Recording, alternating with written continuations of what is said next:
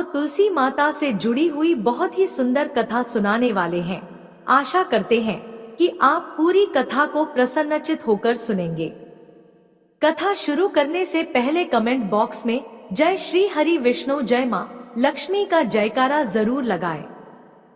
मित्रों, आज की कथा का विषय है कि तुलसी के पौधे के पास रोज दीपक जलाने से क्या होता है और तुलसी के पौधे की सेवा करने से मनुष्य को कौन से शुभ फल की प्राप्ति होती है। तो चलिए कथा आरंभ करते हैं। मित्रों, पौराणिक काल से ही तुलसी का स्थान हिंदू धर्म में अत्यंत पवित्र माना गया है। तुलसी केवल एक पौधा नहीं बल्कि भगवान विष्णु की प्रिया और माता लक्ष्मी का स्वरूप मानी जाती है। तुलसी के पौधे को घर में लगाना, उसकी पूजा करना और उसकी सेवा करना न केवल आध्यात्मिक शांति प्रदान करता है बल्कि यह जीवन के हर पहलू में सकारात्मकता लाता है और व्यक्ति का जीवन धन, वैभव और सुख समृद्धि से भर जाता है। मित्रों, पौराणिक ग्रंथों के अनुसार जो मनुष्य तुलसी के पास दीपक जलाता है उसके समस्त पाप नष्ट हो जाते हैं और साथ ही कुछ अन्य शुभ फलों की भी प्राप्ति होती है। मित्रों, आज की यह कथा उसी तुलसी के पौधे के पास दीपक जलाने की महत्ता का वर्णन करती है। कथा इस प्रकार शुरू होती है कि एक बार देवी लक्ष्मी ने भगवान विष्णु से एक अत्यंत महत्वपूर्ण प्रश्न किया। उन्होंने कहा, हे स्वामी, मैंने धरती लोक पर देखा है कि आपके बहुत से भक्त नियमित रूप से तुलसी के पौधे के पास में दीपक जलाते हैं। कृपा करके आप मुझे यह बताइए कि तुलसी के पास दीपक जलाने का क्या महत्व है। आपके भक्तों को ऐसा करने से कौन सा शुभ फल प्राप्त होता है और इस क्रिया की सही विधि क्या है। भगवान विष्णु मुस्कुराए और बोले, हे देवी, यह प्रश्न समस्त मानव जाति के कल्याण के लिए बहुत ही उत्तम है।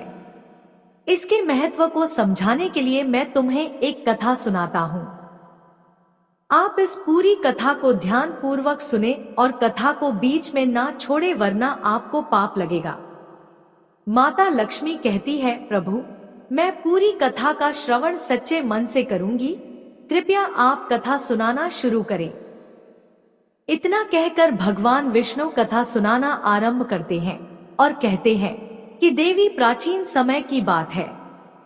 दक्षिण दिशा में तुंगभद्रा नाम की एक पवित्र नदी बहती थी। उस नदी के किनारे हरिहरपुर नाम का नगर बसा हुआ था। यह नगर अपनी प्राकृतिक सुंदरता और धार्मिक वातावरण के लिए प्रसिद्ध था। यहाँ के निवासी धर्म, पूजा पाठ और वेदों के अध्ययन में निपुण थे। इसी नगर में काशी नामक एक ब्राह्मण भी रहा करते थे। वे अत्यंत विद्वान, धर्मपरायण और वेदों के ज्ञाता थे, परंतु फिर भी उनका जीवन सरल और सहज था। इसी तरह से वे हर दिन यज्ञ करते, गरीबों की सहायता करते और धर्म के कार्यों में लीन रहते थे। लेकिन उनका पारिवारिक जीवन सुखमय नहीं था, क्योंकि उनकी पत्नी, जिसका नाम दुराचारिणी था, उनके जीवन का सबसे बड़ा दुख थी। दुराचारिणी अपने नाम के समान ही दुर स्वभाव की थी। वह स्वभाव से क्रूर, अपमानजनक और व्यभिचारिणी थी। वह न केवल अपने पति का अनादर करती बल्कि अन्य परिवारजनों के साथ दुर्व्यवहार करती। उसका मन सदैव पराये पुरुषों में लगा रहता था। वह हमेशा सजी धजी रहती और सुंदर पुरुषों को रिझाने के प्रयास में लगी रहती थी। अपने पति के लिए न तो उसने कभी भोजन बनाया, न ही कोई सेवा की थी। उसका पति जब उसके साथ प्रेम पूर्वक बात करने का प्रयास करता तो वह उन्हें वृद्ध निर्धन ब्राह्मण कहकर उनका मजाक उड़ाती और उन्हें अपमानित करती रहती थी। एक दिन अपनी काम वासना को शांत करने के लिए दुराचारिणी ने निर्णय लिया कि वह किसी अजनबी पुरुष से मिलने के लिए वन जाएगी, क्योंकि उसे लगा कि वहां उसे कोई सुंदर पुरुष अवश्य ही मिलेगा जिसे रिझा कर वो अपनी काम वासना को शांत करेगी। इस प्रकार से दुराचारिणी ने आज अपने सबसे सुंदर आभूषण पहने, नए वस्त्र धारण किए, अपनी आंखों में काजल और अपने होठों पर लाली लगाई और इस प्रकार से एक परम सुंदरी बनकर वह वन में चली गई। वन में पहुंचने के बाद वह एक बड़े वृक्ष के नीचे खड़ी हो गई और किसी पुरुष के आने की प्रतीक्षा करने लगी। लेकिन घंटों बीत गए और कोई पुरुष वहां नहीं आया। इस प्रकार से वह थक गई और निराश होकर जोर जोर से विलाप करने लगी। वो बोली, हाय रे, आज मेरा सौभाग्य मेरा साथ नहीं दे रहा। आज मैं अकेले इस अंधेरी रात को कैसे बिताऊंगी। कोई साथी होता तो उससे प्रेम करते करते ही सुबह हो जाती। लेकिन भगवान ने मुझे क्यों इस स्थिति में डाला है जहां मेरे साथ कोई नौजवान साथी नहीं। ऐसा कहकर वह जोर जोर से रोने लगी। उसके विलाप की आवाज सुनकर जंगल में निवास करने वाला एक भयानक बाघ जाग गया। उसकी लाल चमकती आंखें और डरावना रूप देखकर दुराचारिणी डरने लगी। बाघ धीरे धीरे उसकी ओर बढ़ा और गरजते हुए बोला, दुष्टा स्त्री, तू यहाँ क्या कर रही है? तेरे जैसे पापियों का भक्षण करना ही मेरा धर्म है। बाघ ने उसकी ओर झपटते हुए कहा, दुष्ट स्त्री, तू पापों की मूर्ति है। तुझे मारकर मैं अपने पापों का प्रायश्चित करूंगा। डर के मारे वह स्त्री कांपने लगी और बोली, हे बाघ, मुझे छोड़ दो। मैं यहाँ केवल अपने प्रिय से मिलने आई हूँ। तुम मुझे मारोगे तो तुम्हें क्या मिलेगा? डर के मारे स्त्री के पसीने छूट गए। अब तो वह घुटनों के बल गिर गई और बाघ से प्रार्थना करने लगी, हे जंगल के राजा, कृपया मुझे छोड़ दो। मैं यहाँ अपने प्रियतम से मिलने आई हूँ, मुझे मत मारो। बाघ स्त्री की प्रार्थना पर रुक गया और बोला, हे पापिनी, मैं तुझे मारने से पहले अपने पूर्व जन्म की कहानी सुनाता हूँ। मैं पूर्व जन्म में एक ब्राह्मण का पुत्र था। मेरे पिता एक धर्मपरायण पुरुष थे, लेकिन लोभ और लालच के कारण मैंने धर्म का मार्ग छोड़ दिया।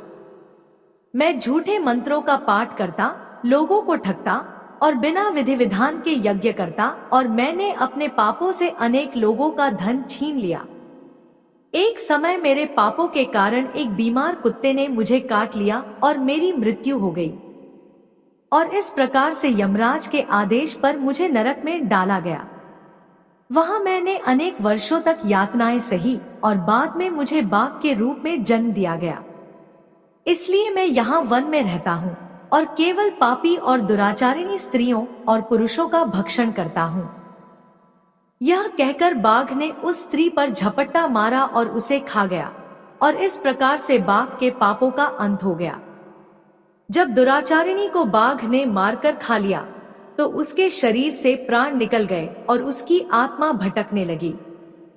तभी यमराज के दूत वहां प्रकट हुए। यमदूत अत्यंत भयानक रूप में थे। उनके लंबे लंबे नाखून, जलती हुई आंखें और डरावने चेहरे थे। उन्होंने दुराचारिणी की आत्मा को जंजीरों में बांध लिया और यमलोक की ओर ले गए। यमलोक पहुंचते ही उसका सामना यमराज से हुआ। यमराज का सिंहासन ऊंचाई पर था और चारों ओर अग्नि की भयंकर लपटें उठ रही थी। उनके हाथ में न्याय का दंड था, जिसे देखकर दुराचारिणी की आत्मा थर थर कांप रही थी। यमराज ने अपने सचिव चित्रगुप्त से कहा, हे चित्रगुप्त, इस आत्मा का संपूर्ण लेखा जोखा प्रस्तुत करो, जिससे इसके कर्मों का उचित न्याय किया जाए। चित्रगुप्त ने अपने विशाल ग्रंथ खोले और बोले, हे धर्मराज, यह स्त्री अपने जीवन में अत्यंत दुष्ट और व्यभिचारिणी रही है। उसने कभी अपने पति की सेवा नहीं की और सदा ही पराये पुरुषों के साथ व्यभिचार किया, धर्म का अपमान किया और पवित्रता का तिरस्कार किया। इसके कारण इसे घोर नरक की सजा मिलनी चाहिए। चित्रगुप्त ने आगे कहा, यह स्त्री अन्य पिछले जन्मों में भी पाप करती रही है। इसके कर्मों का फल इसे अनेक नरकों में भोगना होगा। यमराज ने आदेश दिया कि दुराचारिणी को सबसे पहले कुंभिपाक नरक में डाला जाए। कुंभिपाक नरक में उबलते हुए तेल में दुराचारिणी की आत्मा को डाला गया, जहां उसकी आत्मा चीखती चिल्लाती रही। लेकिन यह केवल शुरुआत थी। अब उसे रौद्र नरक में ले जाया गया। वहां लोहे के तपते हुए त्रिशूलों से उसे दंडित किया गया। उसके पाप इतने अधिक थे कि उसे एक के बाद एक विभिन्न नरकों में डाला गया। उसे कांटेदार वृक्षों पर दौड़ाया गया, उसे जलती हुई धातु के पात्रों में रखा गया, उसे वैतरणी नदी में बहते हुए रक्त और विष के बीच तैरने के लिए मजबूर किया गया। इन सभी यातनाओं के दौरान वह अपने कर्मों के लिए पछतावा करती रही, लेकिन नरक के नियम कठोर हैं। यहाँ केवल भोग के बाद ही पाप का अंत होता है। कई वर्षों तक नरक की यातनाएं सहने के बाद यमराज ने कहा, इस आत्मा को अब पुनर्जन्म में भेजा जाए ताकि यह अपने शेष कर्मों का फल भोग सके। कुछ समय बाद वह दुराचारिणी स्त्री पृथ्वी पर चांडाल के रूप में जन्मी, लेकिन अपने पूर्व जन्मों के पापों के कारण वह फिर से पाप में लिप्त हो गई। वह एक अपवित्र और घृणित जीवन जीने के लिए अभिशप्त हो गई थी। एक बार फिर से उसके दुष्ट कर्मों के कारण उसके जीवन में भयंकर दुख और क्लेश आरंभ हो गए। दुराचारिणी का जन्म एक निर्धन और अपमानित परिवार में हुआ, जिस कारण बचपन से ही उसे तिरस्कार और अपमान सहना पड़ा। इसलिए वो धन कमाने के लिए अनेकों गलत काम करने लगी, जैसे कि दुराचारिणी बिना विवाह किए ही अन्य पुरुषों से संबंध बनाने लगी और इसके बदले में उनसे धन लेने लगी। दुराचारिणी को लगा कि उसका जीवन धन आने के कारण खुशियों से भर जाएगा, परंतु कुछ ही समय में उसे उसके कर्मों का फल मिलने लगा और उसके शरीर में कई प्रकार के रोग उत्पन्न होने लगे। उसके चेहरे पर चर्म रोग हो गया, जिससे अब सभी लोग उससे घृणा करने लगे।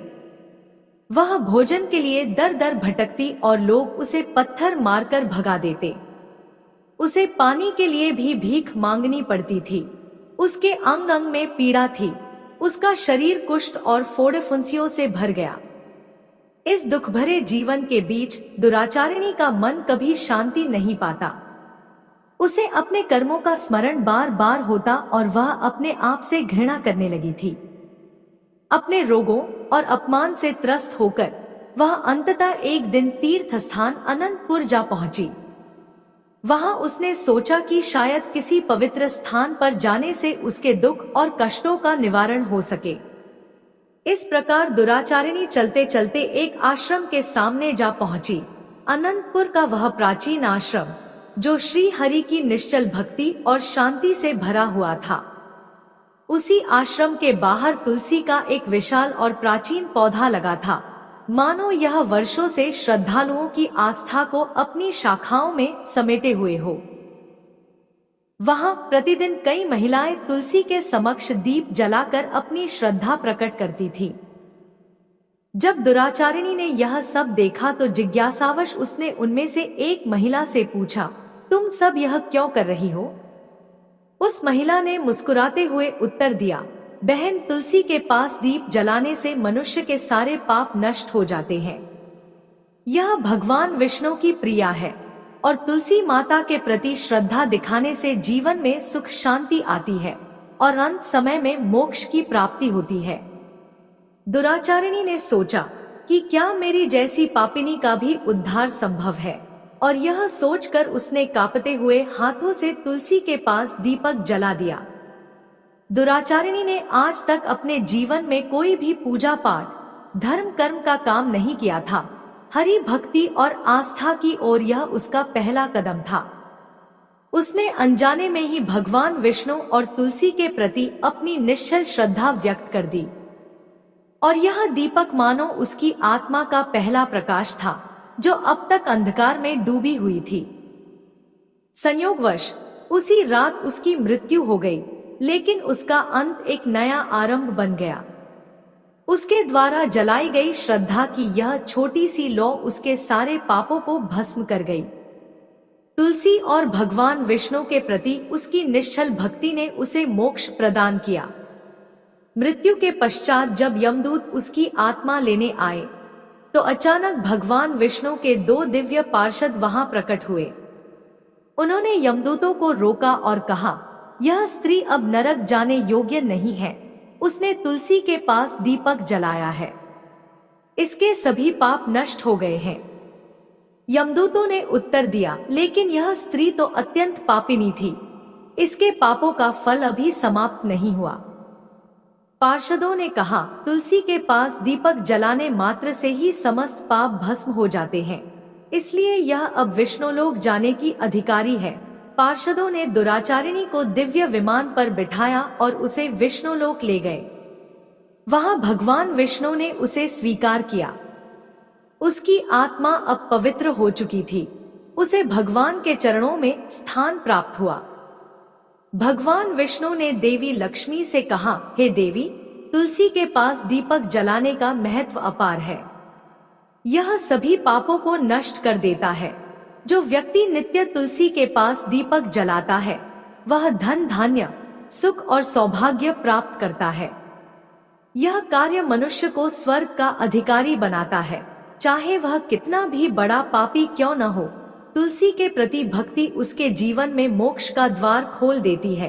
उन्होंने आगे कहा, तुलसी के पास दीपक जलाते समय इस मंत्र का उच्चारण करना चाहिए। च विद्महे विष्णुप्रिया